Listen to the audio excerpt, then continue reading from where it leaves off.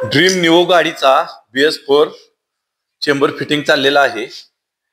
तर ही क्रँक केस आहे राईट साइडची, ज्याच्या ह्या साइडला क्लचची असेंबली बसते। तर हा क्रँक कंपनी या साइडला टाईट मध्ये फिट करते, त्यामुळे चेंबर खोलल्यानंतर गिअरबॉक्स सहित ह्या बाजूला सर्व गोष्टी साइडला येतात। त्यामुळे क्रँक हाय असा चेंबर घेऊन लेथ मशीन वाल्याकडे जावे आणि हा क्रँक जे काय काम असेल क्रँकचं ते करून लेथ मशीन वाल्याकडूनच क्रँक ह्यामध्ये फिट करून आणावा आणि ह्या साइडला गिअरबॉक्स फिट होतं। हे दोन्ही सुद्धा गिअरबॉक्स या साइडला फिट होतात।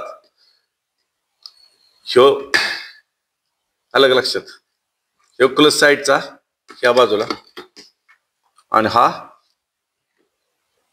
किक शाफ्ट फ्रंट व्हील बसतं ह्या साइडला, म्हणजे हा काउंटर शाफ्ट तो इनपुट शाफ्ट आणि नंतर मग सोल्युशन लावून चेंबर फिट करायचं। ही आहेत इंजिन फाउंडेशनचे नट, ही आहे गिअरबॉक्स, गिअर शिफ्टरचं ड्रम रॅचिट, हा गिअर शिफ्टर आहे, हे नाल आहेत, नाल पिन। तर ह्या साइडच्या चेंबरला असं रिकामं राहतं।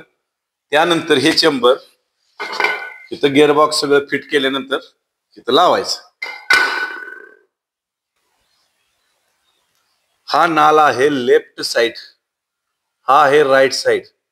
तर राईट साइड जिथं व्हील बसतं त्या शाफ्टला लावायचा, आउटपुट शाफ्टला, आणि इनपुट शाफ्टला लेफ्ट साइडचा लावायचा, म्हणजे इथं येणार आणि ह्याच्यामध्ये ही पिन येणार आणि गिअर चेंजर इथं असा बसणार। न्यूट्रलची पट्टी वरच्या बाजूला येणार, ज्या साइडला गिअरचं शिफ्टरचं पलीकडचं क्लच साइडनं बसणार। अशा पद्धतीनं गिअरबॉक्स आहे।